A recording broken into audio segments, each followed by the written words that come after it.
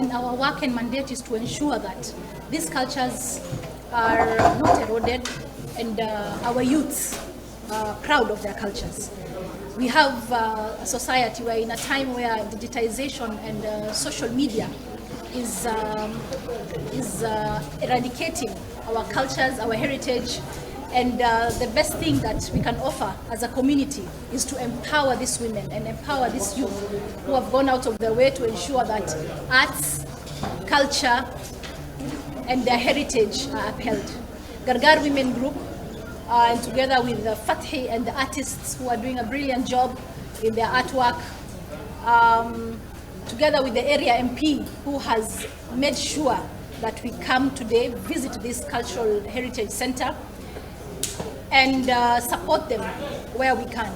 So as government, we are bound by Article 11 of the Constitution, which recognizes culture as the backbone of our society and our heritage.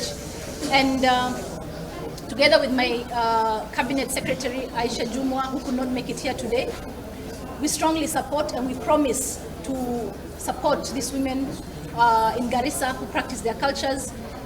We shall be bringing them even Bomas of Kenya, where they can showcase, exhibit all their products, all their cultural products, and also perform for the tourists, the diplomats, the local tourists who want to see the different cultures that we have in the country.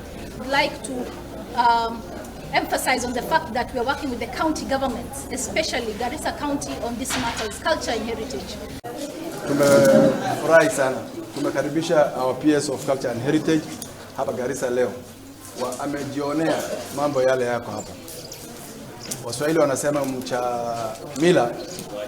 mwacha mila si mtu. Sisi kama wajamii wa Somali ni kama tunaanza kuacha mila zetu. Na hiyo inatokana na influence ya Western education ambayo imekuja. Na ni muhimu to maintain hiyo mila zetu kila wakati. Watoto wetu waanze kujua mila zao ile wamepita.